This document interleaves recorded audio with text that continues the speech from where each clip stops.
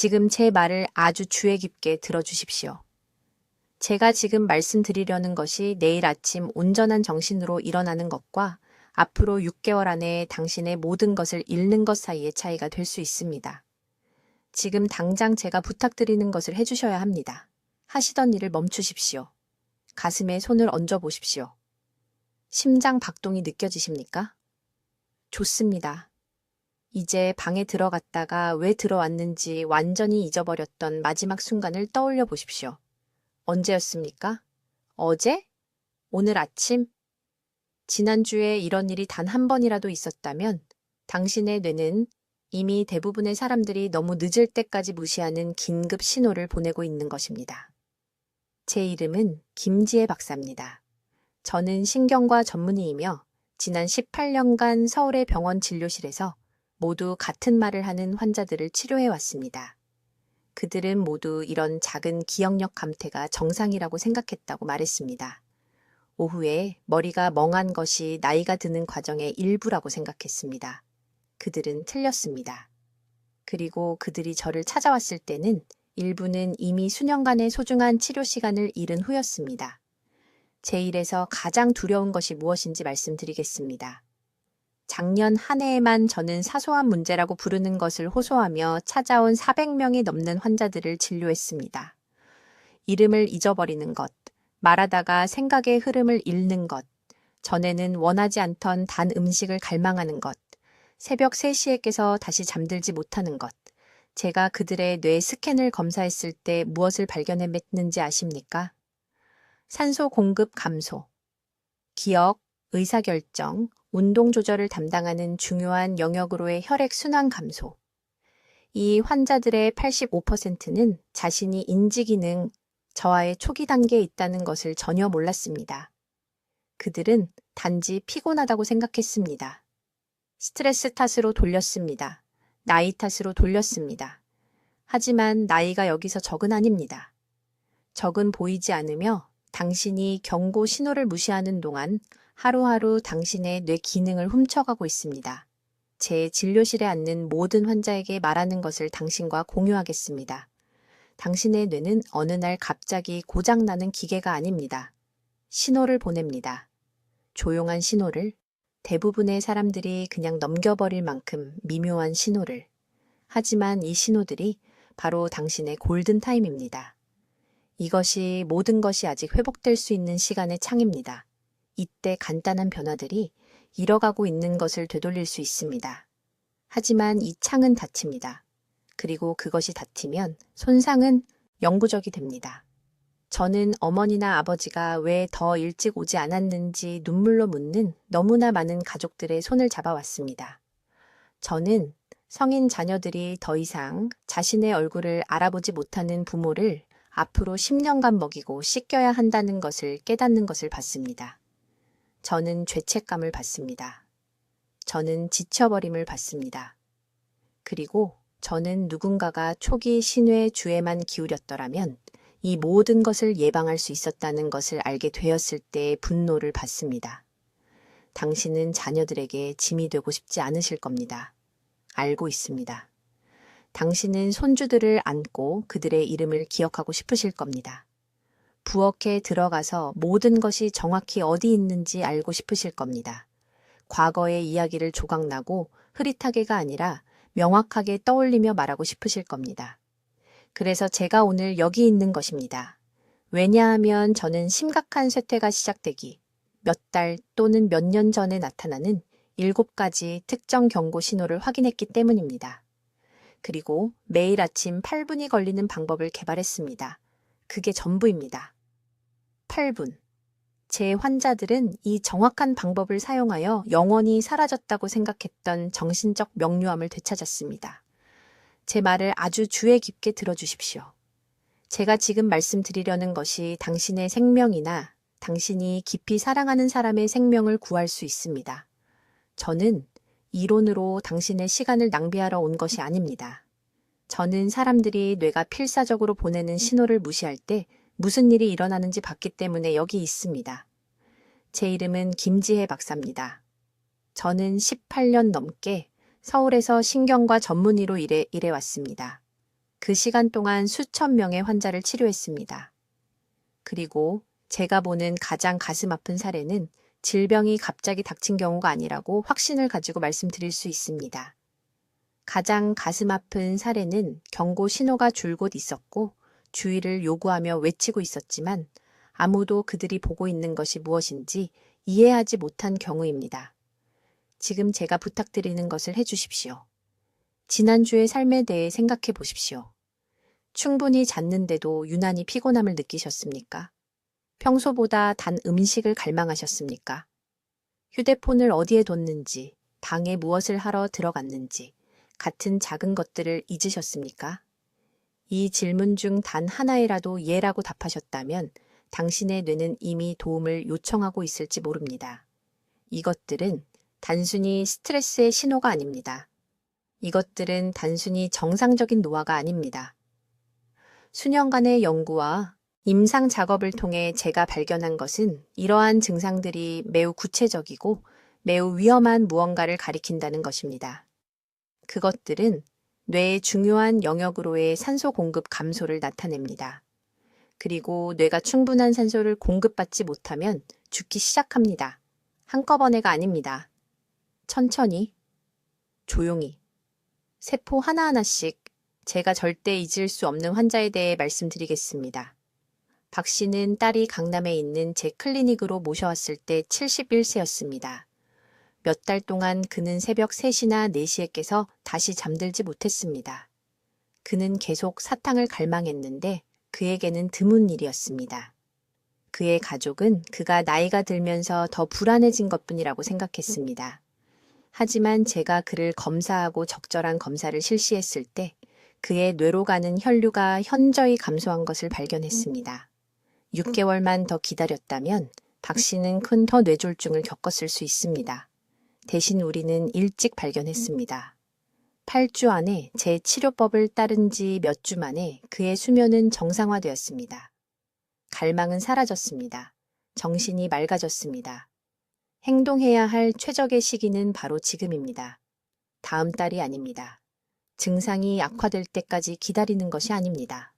바로 지금입니다. 대부분의 사람들이 이해하지 못하는 것이 있습니다. 뇌는 온몸에서 산소를 가장 많이 필요로 하는 장기입니다. 체중의 2%에 불과하지만 산소 공급량의 20%를 소비합니다. 혈액 순환이 악화되면 뇌는 생존 모드로 전환됩니다. 먼저 필수적이지 않은 기능부터 차단하기 시작합니다. 그때 모두가 무시하는 초기 경고 신호가 나타납니다. 첫 번째 주요 신호는 수면 패턴의 교란입니다. 가끔 잠을 못 자는 것이 아니라 특정한 패턴을 보입니다. 쉽게 잠들지만 새벽 2시에서 5시 사이에 정신이 또렷하고 생각이 빠르게 돌아가며 깨어납니다. 이것은 깊은 수면 주기 동안 뇌가 충분한 산소를 공급받지 못하기 때문에 호흡률을 높이기 위해 강제로 깨우는 것입니다. 두 번째 신호는 단 음식이나 짠 음식에 대한 강한 갈망입니다. 뇌가 산소 감소를 감지하면 빠른 에너지를 필사적으로 찾습니다. 설탕이 가장 빠르게 제공합니다. 이것은 의지력 부족이 아닙니다. 뇌가 보내는 비상 신호입니다. 세 번째 신호는 먼 과거는 완벽하게 기억하면서 최근 대화나 사건은 잊어버리는 것입니다. 새로운 기억 형성에는 엄청난 양의 산소가 필요하기 때문입니다. 공급이 줄어들면 새로운 기억을 만드는 능력이 먼저 약해집니다. 네 번째 신호는 따뜻한 방에서도 손발이 차갑게 느껴지는 것입니다. 혈액 순환 장애는 말단부터 영향을 미치며 이와 같은 순환 문제가 뇌에도 영향을 미치고 있습니다. 다섯 번째 신호는 대화 중 흔한 단어를 찾는 데 어려움을 겪는 것입니다. 무엇을 말하고 싶은지는 알지만 정확한 단어가 생각나지 않습니다. 이러한 단어 찾기 어려움은 언어 중추로의 산소 공급 감소를 나타냅니다. 여섯 번째 신호는 설명할 수 없는 기분 변화, 특히 불안이나 짜증이 증가하는 것입니다. 산소가 부족한 뇌의 세포는 감정 조절 중추에서 제대로 기능할 수 없습니다.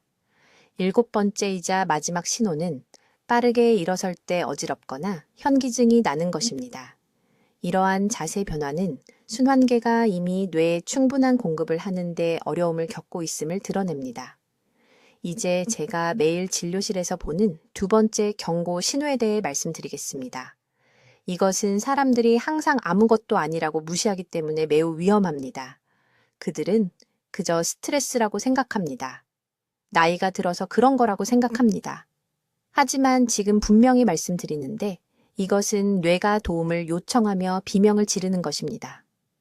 이 신호는 오후에 단 음식에 대한 갑작스럽고 강렬한 갈망입니다. 그냥 디저트를 조금 먹고 싶은 것이 아닙니다. 지금 당장 단 것을 먹어야만 하는 절박하고 거의 공황 상태에 가까운 느낌을 말하는 것입니다. 설탕을 먹기 전까지는 명확하게 생각할 수 없는 것처럼 느껴집니다. 손이 약간 떨릴 수도 있습니다. 저혈당이거나 점심을 거른 것뿐이라고 스스로에게 말합니다. 하지만 제 말을 주의 깊게 들어주세요. 이것은 배고픔의 문제가 아닙니다. 산소의 문제입니다. 뇌의 특정 영역이 충분한 산소를 공급받지 못하면 빠른 에너지를 요구하기 시작합니다. 설탕이 가장 빠른 연료이므로 뇌는 비상신호를 보냅니다. 익사하는 사람이 공기를 헐떡이는 것과 같습니다. 산소 공급이 손상되었기 때문에 뇌가 포도당을 헐떡이고 있는 것입니다. 전전두엽 피질과 해마로 이어지는 혈관이 좁아지고 있습니다. 이것은 기억, 의사결정, 감정 조절을 담당하는 정확한 영역입니다. 제게 환자가 있었는데 박 여사라는 분으로 68세였고 서울 강남구에 살고 계셨습니다. 딸이 억지로 데려와서 제 진료실에 오셨습니다. 박 여사는 약 8개월 전부터 시작된 오후 설탕 갈망을 제외하고는 괜찮다고 말했습니다. 매일 오후 3시쯤 편의점에 가서 단빵이나 사탕을 사곤 했습니다. 그 8개월 동안 7kg이 늘었습니다. 딸은 당뇨병일지도 모른다고 생각해서 어머니를 저에게 데려왔습니다.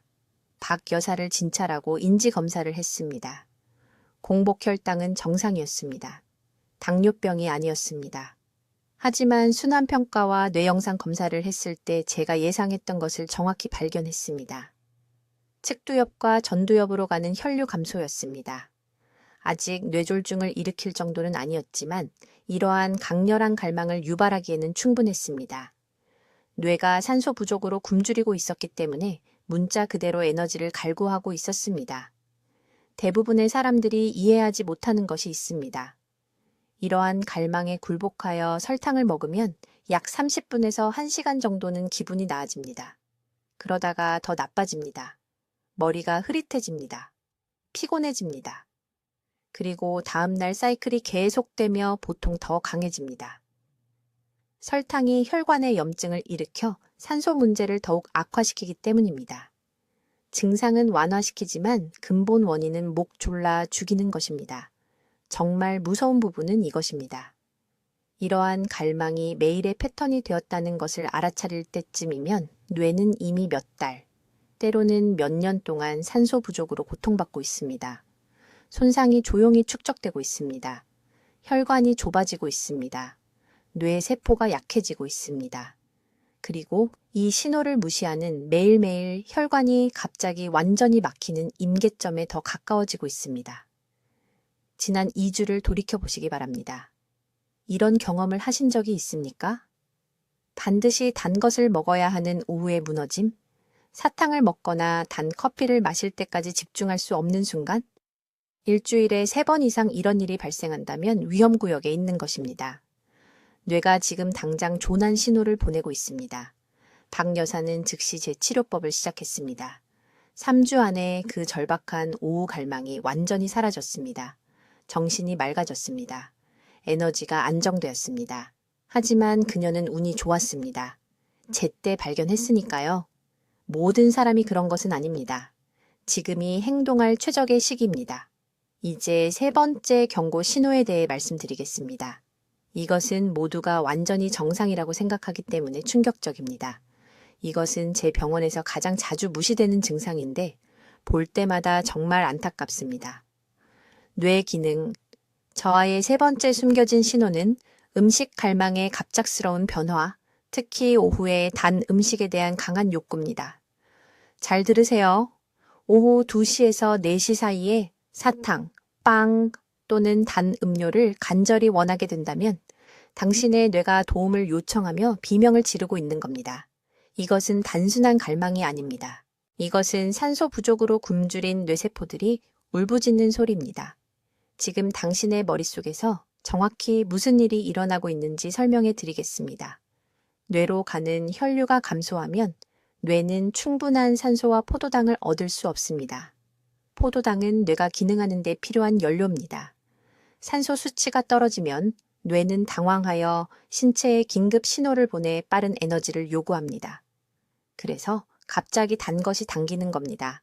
당신의 뇌가 비상 모드에 있는 것이죠. 하지만 여기 위험한 부분이 있습니다. 그 단 음식을 먹는 것이 실제로는 문제를 더 악화시킵니다. 설탕은 혈액을 끈적하고 걸쭉하게 만들어 뇌의 작은 혈관들을 더욱 막습니다. 뇌를 구하려고 하지만 실제로는 뇌를 기능 저해 더 가까이 밀어넣고 있는 겁니다. 한 환자분이 기억납니다. 강남에서 오신 73세 박 여사님이었습니다. 기억력 문제로 제 병원에 오셨죠? 상담 중에 일상 습관에 대해 여쭤봤더니 매일 오후 3시쯤이면 단 것을 먹지 않으면 죽을 것 같다고 하셨습니다. 항상 핸드백에 쿠키를 가지고 다니셨어요. 친구들도 다 그렇게 한다며 이게 정상이라고 생각하셨죠.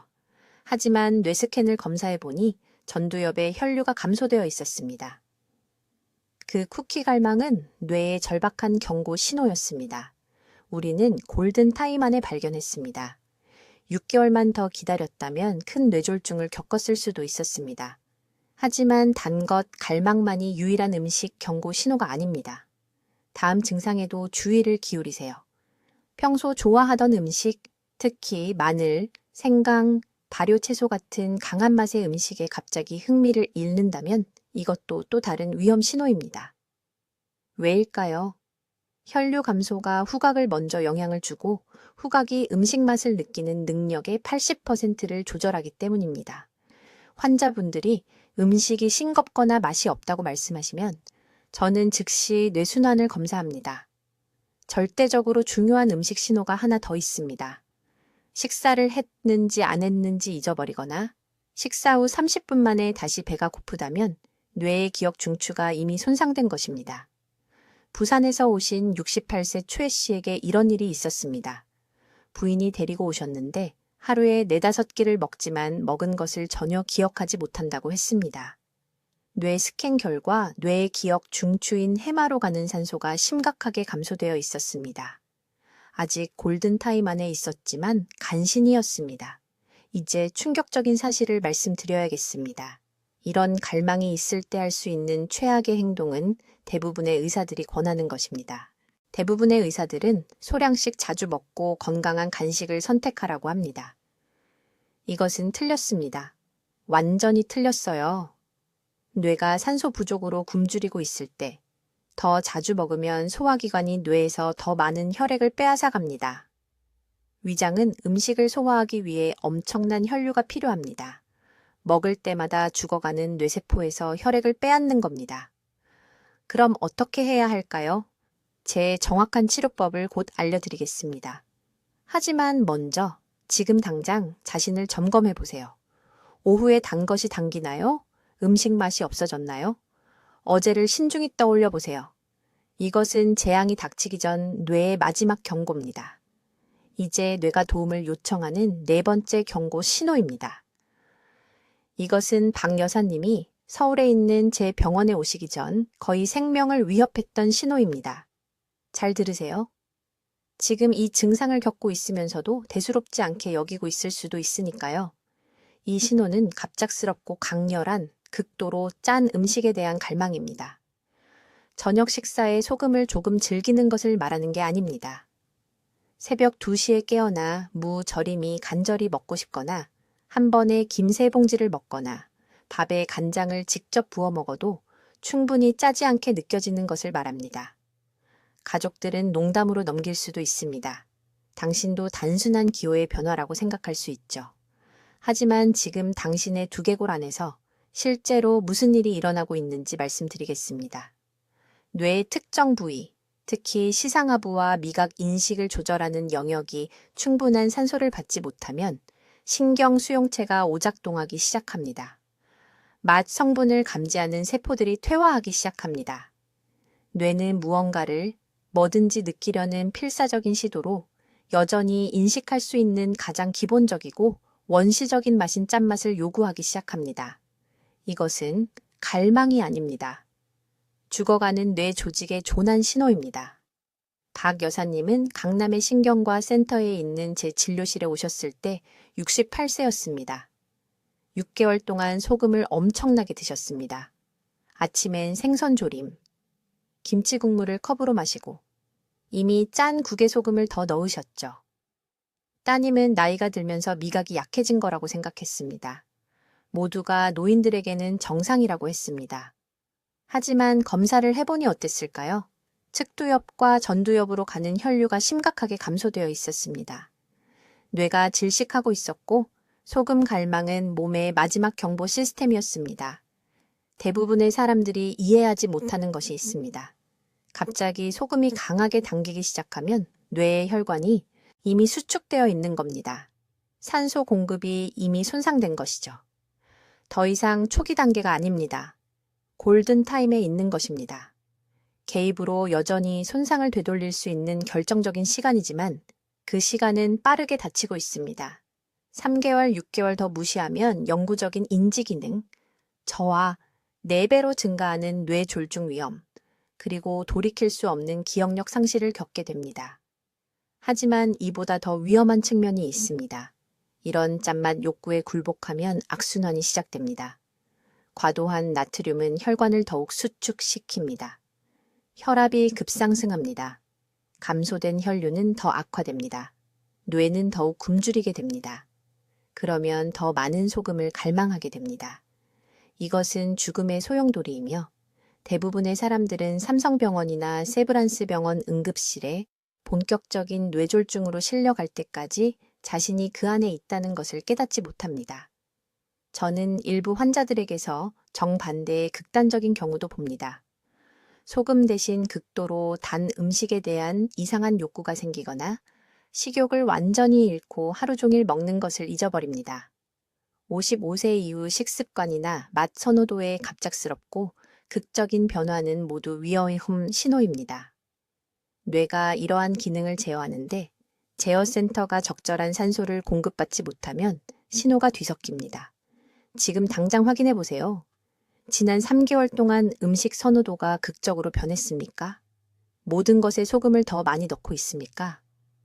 예전에는 맛있었던 음식이 이제 싱겁고 맛이 없게 느껴집니까? 더 짠 이유만으로 전에는 사지 않던 간식을 사기 시작했습니까? 이 질문 중 하나라도 예라고 답했다면 즉시 이것을 심각하게 받아들여야 합니다. 이것은 식단에 관한 것이 아닙니다. 이것은 너무 늦기 전에 뇌가 보내는 구조 신호입니다. 이제 5번째 경고 신호에 대해 말씀드리겠습니다. 제가 설명할 때 진료실의 모든 사람이 충격을 받는 신호입니다. 저는 단 음식에 대한 갑작스럽고 설명할 수 없는 갈망에 대해 말하는 것입니다. 저녁 식사 후 작은 디저트를 원하는 것이 아닙니다. 특히 오후 2시에서 4시 사이의 이상한 시간에 단 음식을 먹고 싶은 압도적인 충동을 말합니다. 제 말을 아주 주의 깊게 들으세요. 뇌는 체중의 약 6%에 불과하지만 몸 전체의 산소와 포도당의 20%를 소비합니다. 뇌로 가는 혈류가 감소하기 시작하면 작은 혈관들이 좁아지기 시작하면 뇌는 즉시 비상 모드로 전환됩니다. 빠른 에너지를 간절히 요구하기 시작하는데 가장 빠른 에너지원은 설탕입니다. 이것은 의지력 부족이 아닙니다. 이것은 산소가 풍부한 혈액을 충분히 공급받지 못하고 있다는 뇌의 조난 신호입니다. 지난 3개월을 되돌아보세요. 오후 중간에 갑자기 쿠키, 사탕 또는 단 음료를 찾기 시작했습니까? 점심 식사 후 반드시 단 것을 먹어야 할 것 같은 느낌이 듭니까? 별 생각 없이 커피나체 설탕을 더 많이 넣고 있습니까? 이것들은 무작위 습관이 아닙니다. 이것은 산소가 부족한 뇌가 도움을 요청하는 울부짖음입니다. 여기 서울 진료실에서 초에 여사님이라는 73세 환자가 있었습니다. 기억력 문제를 호소하며 저를 찾아왔습니다. 그런데 상담 중에 그녀가 전혀 관련이 없다고 생각한 것을 언급했습니다. 지난 1년 동안 매일 오후마다 사탕을 서너 개씩 먹었다고 말했습니다. 그것이 부끄러웠다고 합니다. 그저 욕심이 많아지거나 자제력을 잃은 것이라고 생각했습니다. 저는 즉시 뇌 순환 검사를 지시했습니다. 결과는 측두엽, 정확히 기억 형성을 담당하는 영역으로 가는 혈류 감소를 보여주었습니다. 그녀의 뇌는 낮은 산소를 보상하기 위해 필사적으로 빠른 설탕을 요구하고 있었습니다.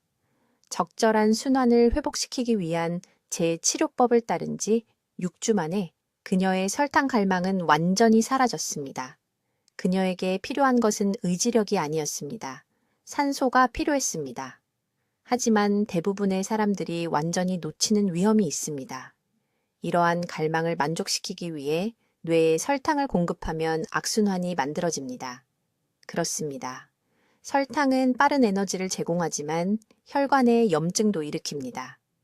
이 염증은 혈관을 더욱 좁게 만들고 혈류를 더욱 감소시키며 뇌가 더 많은 설탕을 갈망하게 만듭니다.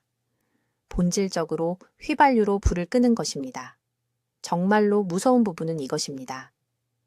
이러한 강렬한 설탕 갈망이 생길 때쯤이면 뇌 혈류는 일반적으로 이미 15-20% 감소한 상태입니다. 더 이상 초기 단계가 아닙니다. 개입으로 여전히 손상을 되돌릴 수 있는 골든타임 시간대에 있지만 그 시간은 빠르게 닫히고 있습니다. 똑같이 위험한 반대 패턴에 대해서도 말씀드려야 합니다. 어떤 사람들은 정반대를 경험합니다. 갑자기 식욕을 완전히 잃습니다. 특히 예전에 즐기던 음식에 대해 몇 입만 먹어도 배가 부른 느낌이 듭니다. 배고픔을 느끼지 않고 식사를 거릅니다. 이것 역시 뇌순환 감소를 나타낼 수 있으며 특히 식욕 신호를 제어하는 시상하부에 영향을 미칩니다. 내일 아침부터 반드시 해야 할 일을 명확히 말씀드리겠습니다. 첫째, 오후에 설탕 갈망을 느끼면 무시하지도 말고 단순히 굴복하지도 마세요. 대신 미지근한 물 한 잔을 즉시 마시세요. 그런 다음 무염 견과류 한 줌, 정확히 아몬드 12개 또는 호두 8개를 드세요. 이것은 염증 급증 없이 지속적인 에너지를 제공합니다. 둘째, 식욕을 잃었다면 양이 적더라도 규칙적인 시간에 하루 3번 여전히 식사를 해야 합니다. 뇌는 순환을 유지하기 위해 일관된 연료가 필요합니다. 이제 6번째 경고 신호에 대해 말씀드려야 하는데 이것은 다른 모든 것들을 합친 것보다 저를 더 두렵게 만듭니다. 왜냐하면 사람들이 이것을 알아차릴 때쯤이면 이미 골든타임의 3-5년을 잃은 후이기 때문입니다. 제가 이제 말씀드릴 것을 아주 주의 깊게 들으세요. 6번째 신호는 글씨체의 갑작스러운 변화와 작은 동작의 어려움입니다. 여기서 아주 구체적인 것들에 대해 말하는 것입니다. 이름을 서명할 때 그것이 예전보다 작아 보이나요?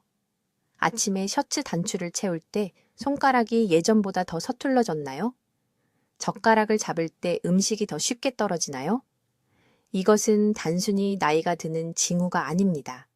이것은 운동피질로 가는 산소 공급이 임계점 아래로 떨어졌다는 긴급 신호입니다. 지금 당신의 뇌 안에서 정확히 무슨 일이 일어나고 있는지 설명하겠습니다. 정밀한 움직임을 제어하는 운동피질은 다른 뇌의 영역보다 제곱센티미터당 더 많은 산소가 필요합니다. 혈류량이 시열 5%만 감소해도 미세한 운동 기능을 제어하는 신경세포가 가장 먼저 죽기 시작합니다. 이 세포들은 탄광의 카나리아와 같습니다. 기억력을 잃기 전에 죽습니다.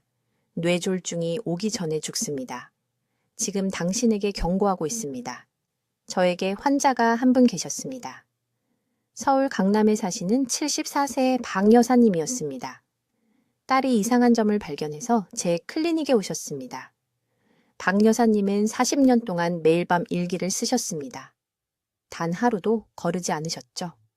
그런데 6개월 동안 글씨 크기가 정상 크기의 절반으로 줄어들었습니다. 글자들이 비좁고 떨리며 거의 알아볼 수 없었습니다. 딸은 어머니가 새 안경이 필요한 것 같다고 생각했습니다. 하지만 제가 박 여사님을 진찰했을 때 뇌로 가는 혈류량이 나이에 비해 정상보다 30%나 적다는 것을 발견했습니다. 30%요? 이게 무슨 의미인지 아십니까? 뇌가 천천히 질식하고 있었는데 유일한 징후는 작아진 글씨체뿐이었습니다. 두통도 없었습니다. 어지러움도 없었습니다. 혼란도 없었습니다. 가족들이 거의 무시할 뻔한 종이 위에 작은 글자들만 있었을 뿐입니다. 지금 즉시 확인해야 할 것이 있습니다. 오늘 밤 주무시기 전에 종이에 완전한 문장 하나를 써보세요. 이 문장을 정확히 써보세요. 재빠른 갈색 여우가 게으른 개를 뛰어넘는다. 자연스럽게 쓰세요. 생각하지 마시고요. 그런 다음 정확히 1년 전에 쓴 것을 찾아보세요. 장보기, 목록이든 메모든 송글씨가 있는 것이면 뭐든 좋습니다.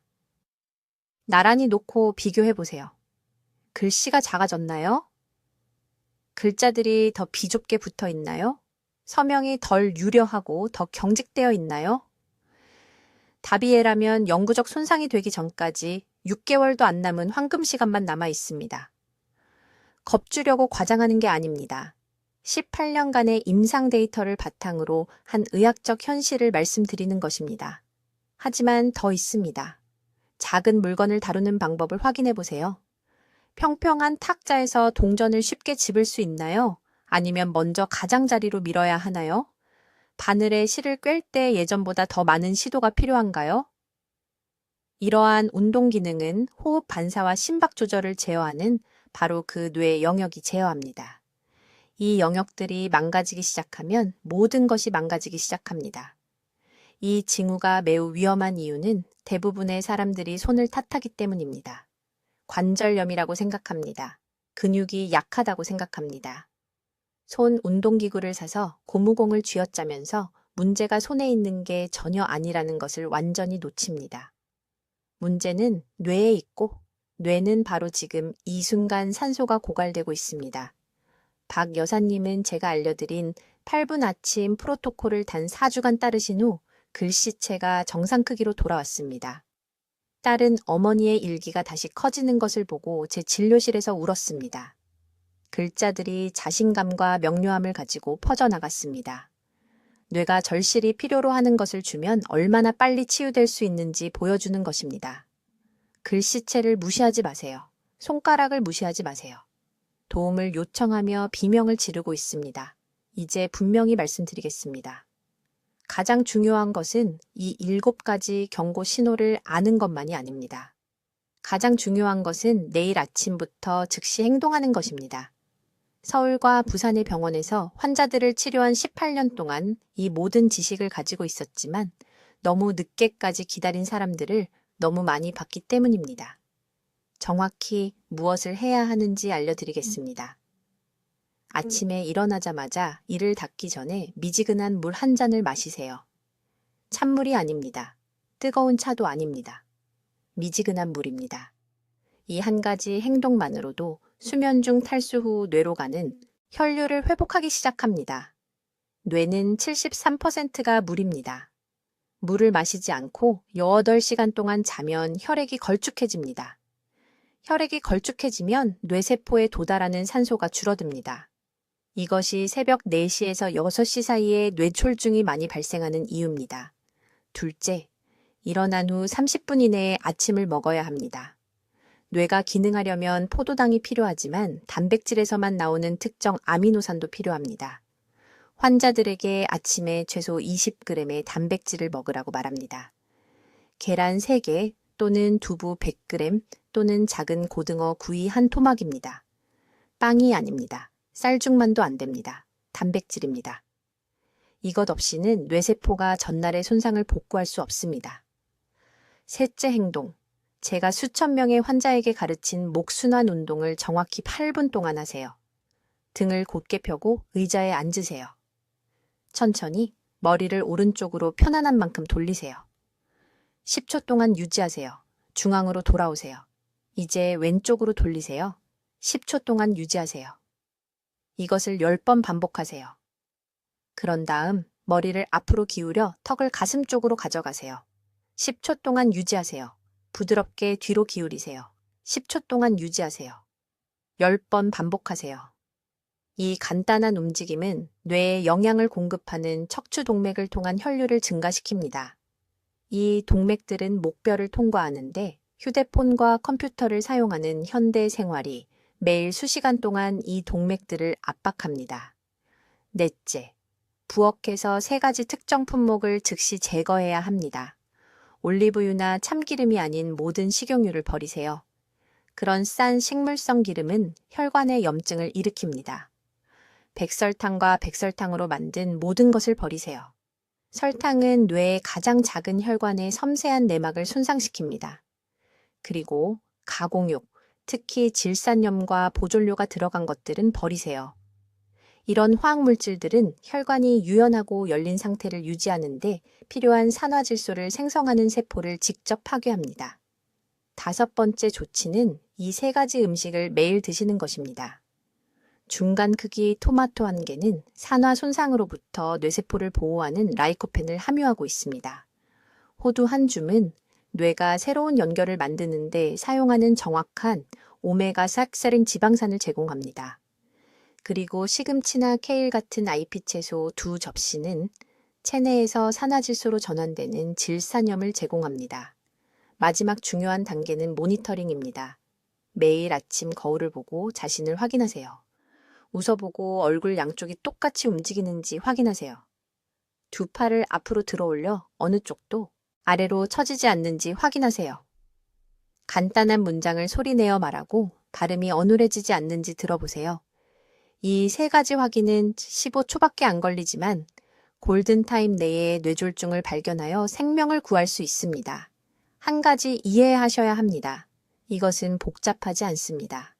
비용이 많이 들지도 않습니다. 의사나 병원이 필요하지도 않습니다.